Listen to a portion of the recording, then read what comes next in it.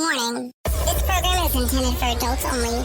What you are about to listen to contains explicit language, sexual topics, and don't be surprised if you get wet. You've just tuned in to PooseBoss with your host, Victoria Lynn.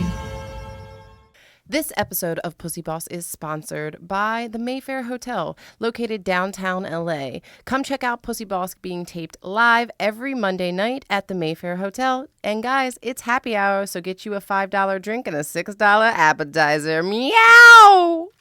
What's up, guys? It's your girl, Victoria Lynn, and you've just tuned into another mini episode of PooseBoss, and it's called Randompoose, but I don't have no random fucking pussy next to me tonight.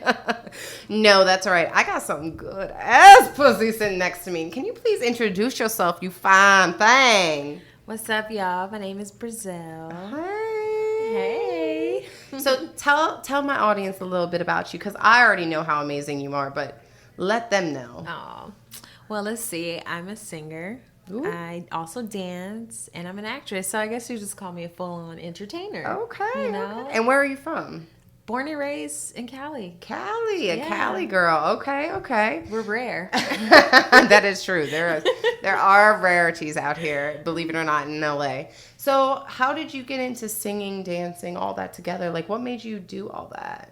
I've been singing since I was a little girl. So I was like that kid that would like watch like all the award shows and like watch people accept speeches, you know, like their acceptance speeches, and kind of just envision myself doing that. Yeah. And, you know, watching Mary J. Blige on the stage, and, you know, watching music videos and just like trying to recreate the fashion in there and everything. And it just looked like it was so awesome. And so I started singing at a very young age. I was in children's choir and everything. Oh, wow. And my parents were like super religious, so I couldn't listen to any secular, that's what they call it, secular music. But so I would like sneak like listening to like cassette tapes at school. Oh. Yeah. Brandy was my girl. So you know how I started actually my like, I don't want to say R&B, but like that's where I would put them, even because they're not pop. But my R&B soul started with Maya and Destiny's Child. Destiny's Child was actually the first ever black music video I ever saw. Wow. And I actually listened to like, you know, like I was really into like Tupac, Wu-Tang, like all that, but I never saw a music video like that because my parents were so strict that they wouldn't let me watch MTV. So I never saw anything. I remember I got Ditto. Yeah. And so like when my friend showed me, I remember the first music video I ever saw was Destiny's Child. The one where they're like rolling out, you know, where they're changing all the sets in, what is that? Pay My Bills. Like, is that Pay My Bills? Yes. Yo, that shit was legit back in the day. I remember just thinking like, these bitches are so badass. I want to be them. Yeah. No, honestly, it's so funny because I think once I like got a hold of like R&B music, I knew like I was supposed to be a singer. That's beautiful. So who's your favorite R&B singer? You said Mary J. I know you said Mary J, but I remember watching Mary J, but don't get me wrong, Mary J is like the GOAT. But if I had to pick somebody that I would say is my all-time favorite, I mean, like, I can name so many people. Like, Janet is mom, you know? And Aaliyah, like, everybody loves Aaliyah. And, you know, she just kind of gives, like, that, like, crossover vibe, you know, from like pop and R&B. I'm always so sad about, you know, Aaliyah and Left Eye were the only two I ever cried. Like when they, for sure. When they passed away, I felt like I lost somebody. For sure. Because Left Eye TLC, I mean, for me, like that was like a changing moment. I can remember in 3rd grade listening to Waterfalls and being like, wow. Yeah. Because I understood it in a weird way that you didn't need to, in a sense, you know what I mean? Yeah, no. I would have to say the person that I relate to the most vocally would be Brandy. And if you listen to her, like, when she came out, like, I call her the vocal Bible. Okay. Because she studied Whitney. So she's like the, you know, younger version, the more hipper version of Whitney. Yep. And honestly, I don't know. I just feel like she came out at like 15 being able to sing her ass off. So, like, I think vocally I relate to her a lot. And Tamia.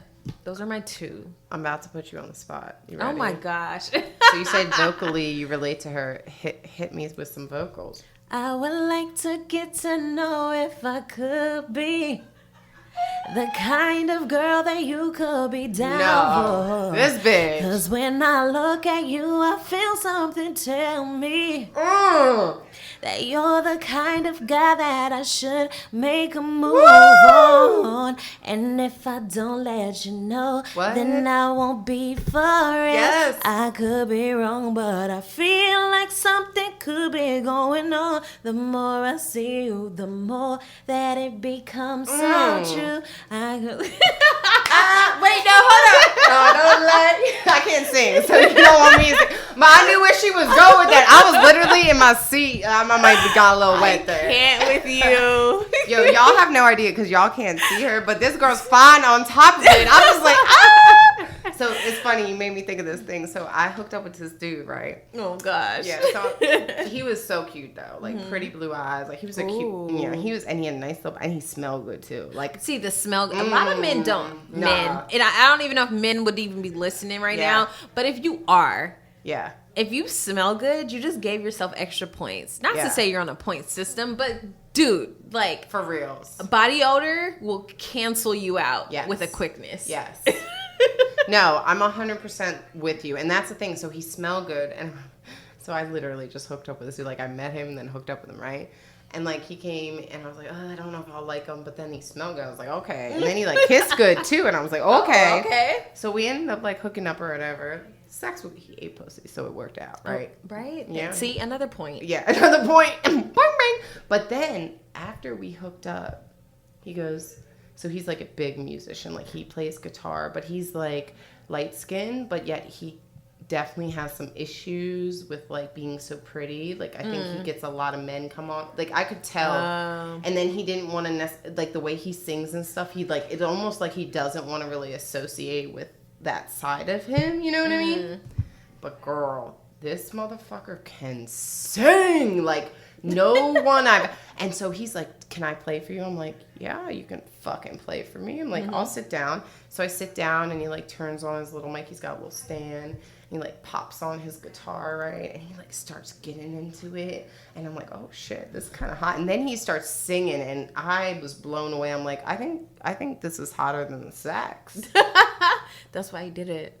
I know. Reel you in. I know. You fell for it. I did, but then I never called him again. Boom. Boom, boom, boom, boom, Boom. boom. My favorite pastime is dropping niggas and blocking niggas. Yes, speaking of blocking, so I didn't block my ex, right? So my ex, I just said, you know what? He's a piece of shit. I'm just going to delete his number because if he even texts me, I don't even give a fuck because I don't care about him. No right. Girl, I ain't heard from him in like 6-7 months. See, that's why you gotta block them so you don't even know that they ain't did it. So you don't feel no type of way. I know, I fucked up, right? And they always come back. They always come back. Yeah, you're right. He left me too. He straight lied to me. He was with me with another girl the whole time. Oh, wow. And then when I told him, yo, I found this out, he still lied to me, right? Like, instead of just being real. And then he came back again. He hit you with the shaggy. Yo, he hit me with the, I want to spend Christmas with you because I miss you, blah, blah, blah. I've already done 2 podcasts about him, so I don't want him to think he's that special. But like, the thing is that it was like, yo, I'm just so sick of people lying to me. You know what I mean? I just had this conversation with my sister yesterday. I was supposed to be in the studio last night. And the dude hit me. No, actually, I hit him up and was like, yo, we still working tonight? And he straight up was like, yeah, but I need to hit you with live updates. I'm like, that sounds like a no. Yeah. What the fuck is live updates? Yeah. It's either yes or no. Yeah. And he's like, nah, like, I gotta do this yacht thing at 1 o'clock. And I'm like, okay, if it's a yacht party, like, you're definitely not showing up. Yeah. My thing is consideration. And also, if I'm trying to, like, preempt, like, that this is gonna go down the way I think it's gonna go down, give me the consideration to just reschedule. Word. But he's like, oh no, live updates is live updates. I'm like, okay, bet. I'm like, just letting me know before 8 o'clock. Live updates is live updates. He didn't say shit. Of course. It's like 8 something, 9 something. I'm like, so I guess we're not meeting. It's just like, people are just inconsiderate. And that's what I hate is I feel like guys almost make it like where us just wanting a real answer, not a bullshit answer. Like, we're crazy for it. Oh, yeah. But it's like, I'm not, I have shit to do too. Yeah. You know what I'm saying? How dare you have shit to do? You're supposed to be waiting. What do you mean? That's right. I'm sorry. Who are you? Where's your dick at? Like, what? You're supposed to be waiting for an answer or a reply. Somebody to show up. Somebody to like you, care, or anything. Yeah. Like, no, I'm sorry. It's just inconsiderate. But see, and I also feel like right now everybody's like on Nicki Minaj's head, like about her like going off in her interviews and stuff. And I literally probably talked to my sister and spent like 30 minutes like going off. And she's like, dude, like, I feel you. She's like, but guess what? As you get bigger, this shit don't change. It don't stop. People people are people. My mom always told me like personalities are from A to Z. Yeah. You're gonna run into the same shit. Yeah. It's just like you learn the lesson on how you deal with it. Agree. You decide if you want to mature with it or you want to fuck around with it. Yeah. Because the truth is like, the thing is like, I love Nicki Minaj and I love Cardi B. Like, I can't. Like, I'm not trying to put the two together. And I love the way she is on Queen Radio. However, at the same time, I'm like, yo, we ain't gotta be all so hard on each other as women, right? Like, yeah, of course. No, I think at this point we should stand together. She's getting it from the media, so she's taking it out. Yeah. And like, but it's like the media, like, fuck the media. Like, we need to come together. Like, I know Nicki's a badass bitch. Yo, I used to watch Nicki back in the day on fucking YouTube when she was on the fucking like steps of Brooklyn. You know what I'm saying? Fire. Yeah, my girl and my best friend and I, we both were like watching her back in the day and we both knew her. And I remember when her first video came out, yo, my girl, one of my best friends, she was from Brooklyn and she was like, yo, you know that's the girl we used to watch on YouTube. And I remember watching her and thinking like, yo, this bitch is so bad, you know? And nobody talks about that girl. Everybody's comparing, you know, trying to like compare themselves to the new Nicki, but the old Nicki is the Nicki that made Nicki. Yeah, absolutely, 100%. That authenticity. Yeah. I love Nicki. I love you too, Cardi B. I love all them. I love, like, you know who's my favorite right now? Meg Thee Stallion. And I love her because she's literally like trying to bring everyone together. Yo, Freak Nasty is my shit. Man. She makes me want to like put a thong on and twerk. No, I love that she's she's thick and she's loving it. She's just going for it. I like Meg Thee Stallion. I do. Yeah. I do like Meg Thee Stallion. I just wish that there was a way though for us to explain. And see, this would be actually a great question for you because you have a daughter. Mm-hmm. But I wish there was a way for us to explain to our young women that Meg Thee Stallion, she's the shit at 25 or whatever she's at, but that's not the way you have to act. Like your daughter, so obviously I'm just throwing this in here, but I met her daughter with the first day I met her, and her daughter is amazing. Like, just got this confidence, smile. Like, really, you're doing such an amazing job. You. Like, as somebody who doesn't personally know you, like, it was beautiful to see somebody young and happy and full of life, you know what I mean? And I liked what you did too, because I really was like watching you guys, and I love that you incorporated her into your photos, and like in the way like her taking the photos for you and like showing like you being confident in yourself is not a bad thing. Yeah. And like that's something I feel like in a sense women we kind of get weird about, because sexy and confident is very different, right? Oh yeah, 100%. I think that we have been shunned so long for being sexy. Yeah. But it's the very thing that attracts a man. Like, you know, we've been like programmed, you know, from like the 1950s to like look pretty, have our hair perfect, our makeup perfect. And, you know, where women would sleep with makeup on just so they could wake up looking perfect. Isn't that crazy? Insane. Or wake up at like 5 a.m. and do their makeup. All of that. All the things. Yo, when I was reading a book. Only for him to be sleeping with the secretary at work. Hello? I can't. No. And jerking off 4 times a day in the bathroom, right? Like, you don't even get any for that. Like, they're thinking, like, it's like you're not even, you know, do you know that vibrators were made because doctors were, like, too many women were coming in with hysteria, so they were masturbating them with their finger. And then vibrators were made to make women come faster when they would come in to see them.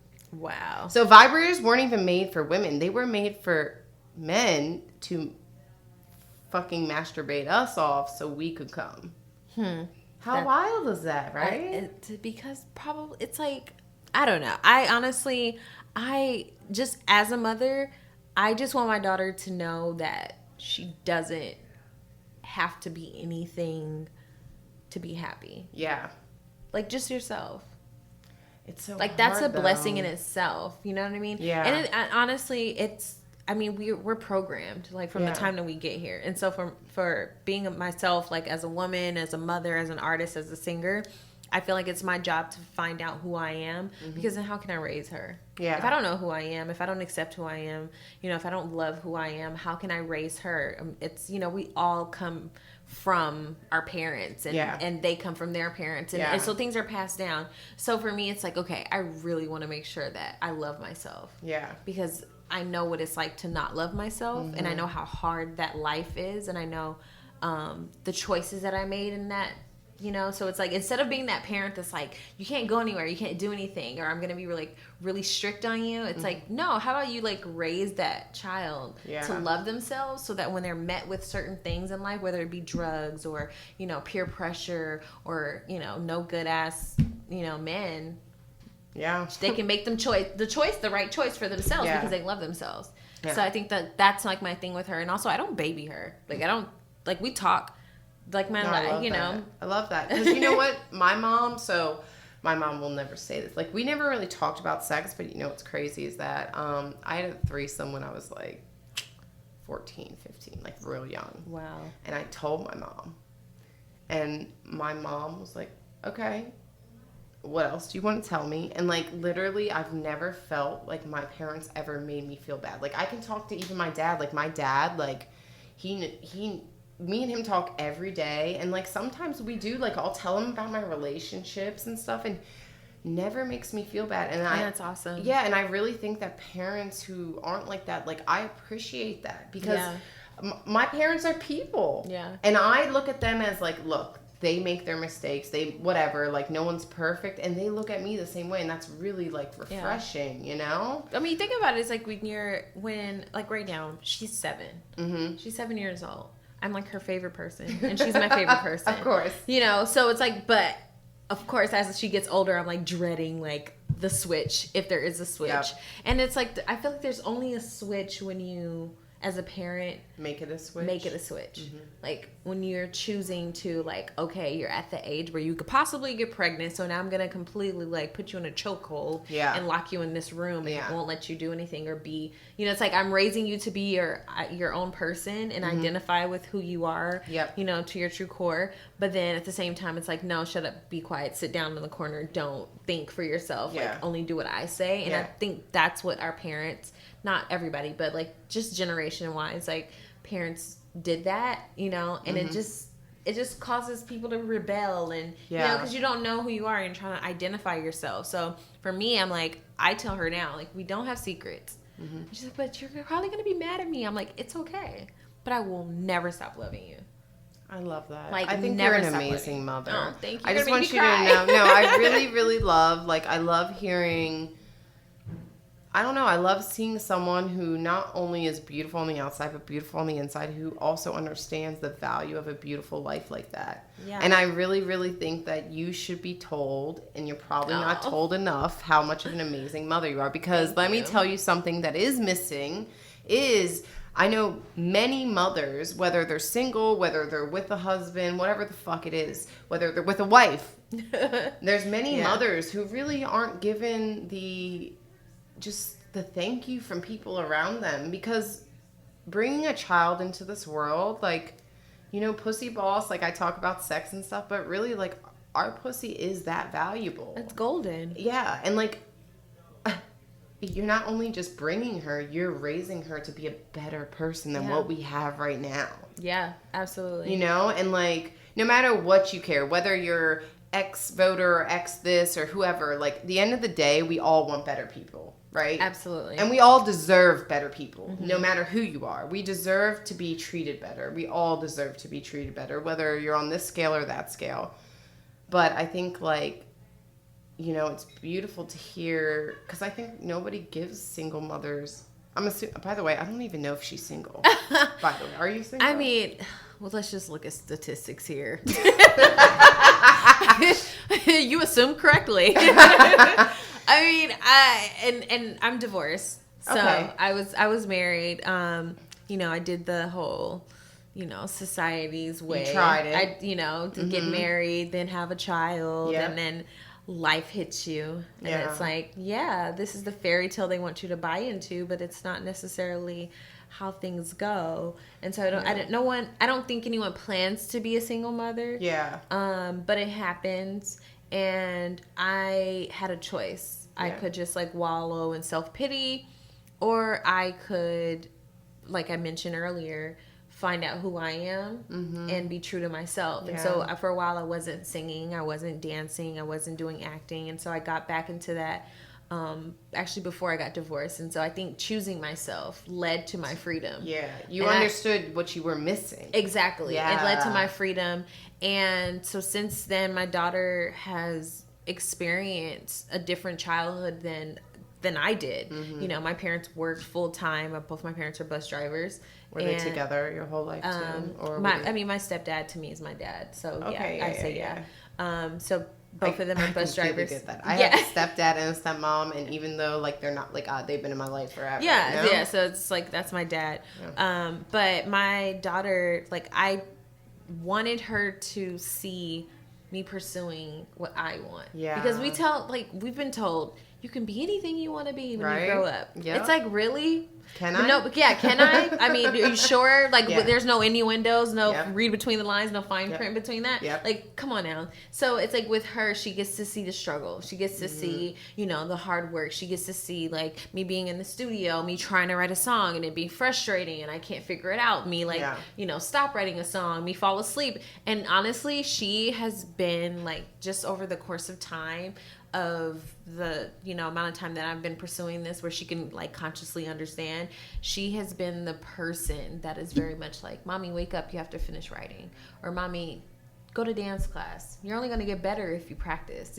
She's like, so that's my, I'm doing a good job to me, her supporting me and her kind of like uplifting me in that way.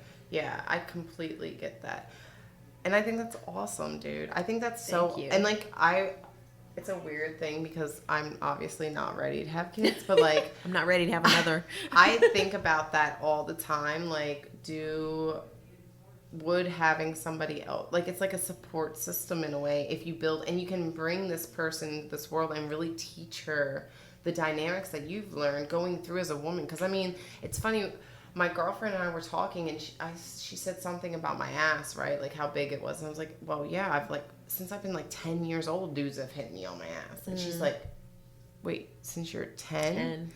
And I would kill someone. Yeah, I'm like, all my life. My daughter's 7. I would kill someone. All my life. Yo, girl, when I was 10 years old, I got cornered by like 4 grown-ass men. No. And like, they were like, wow, you're so beautiful. Like, but men are like, there are, like, men just, they see something, they want something, you know?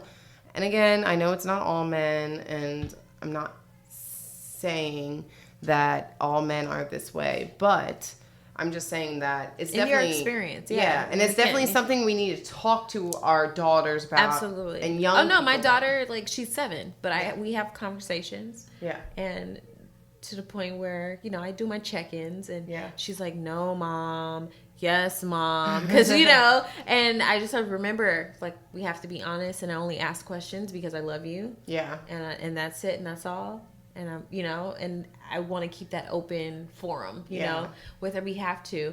And, it's just very sad that a lot of women have been in that type of situation, myself included. Mm-hmm. It's very sad that not many women can say that they haven't. Yeah.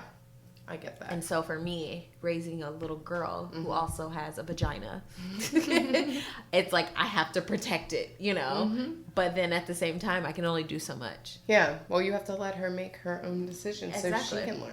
Yeah. It's a hard fucking road to lead. That's why I'm not trying to have any more. I don't get to pick if I get a penis or vagina, that I birthed. Right? Like, and also if I had a son, I just feel like it. I don't know. I don't know if he would go to regular school. It might be like how to treat women school. Wow, that would be. Maybe we should start. They should study. They should definitely have a class. Pussy Boss Academy. Yes, absolutely. So in my first episode, what I actually said. Well, this is a little vulgar, but I said, what if every man got like a Bible about how to have sex, eat pussy. They do need it. Even women, like it doesn't look, because I don't want to say just men with women and all this, like, but I'm saying like imagine if we all learned how to have sex and then we weren't so taboo about it, like we'd probably be happier. Do you think that? I think so. Yeah. But do you think that men know that they're whack in bed? No, have no fucking clue. Oh, dude. I feel like they know. I feel like the dudes, like even dudes with small penises, I feel like they know that their penis is small. If you have a pencil dick, like you have a pencil dick, because you probably experience like women that don't call you back, like they just don't want to talk to you anymore. That's true, but I think though also those guys with like pencil dicks, they're just like instead of them like waiting for bitches to call them back, they're just fucking everything. You see what I'm saying? So it doesn't matter. So they're like, the more girls I get, the more attractive I am, the more bitches that want me. But the truth is that like, hey dudes, we're just as horny as you, and sometimes we like to fuck, and like we're disappointed when we see your pencil dick. Yeah. Oh no, I've literally been with a guy and I'm like, it's like, are you hiding your dick? Oh my god. Where is it? I want to just know, like, where is it? Like, what are you hiding it? Like, why are you like puts a condom on, but it's like you're covering it. Like, what are you doing? Oh, yeah, that's. And then it's like, oh, it's a pencil dick. That's why. Yeah. Okay, I get it. No girth whatsoever. Yeah. Okay, I understand. But you know what? This is kind of better than my vibrator, so I'll take it for right now. Yeah. It's You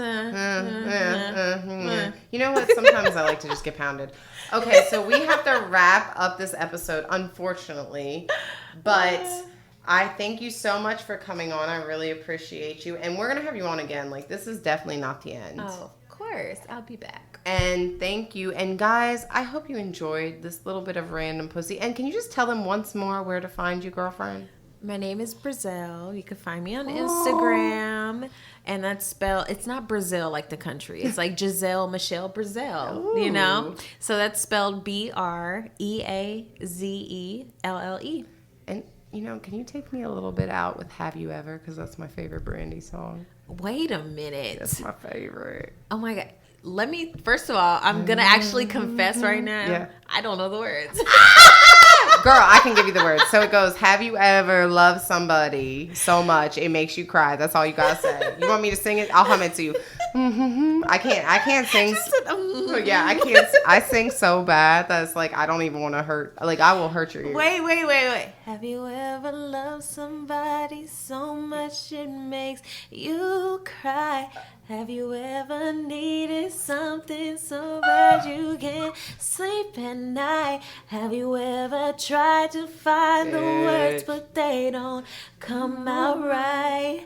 Have you ever? Have you ever? I'm gonna go cry myself to sleep tonight. Literally, that's my fate. Thank you so much. Of course. I love you. I love you too. All right, guys. Have a great night. And next time, until then, it's your girl, Victoria Lynn. And this was Random Pussy.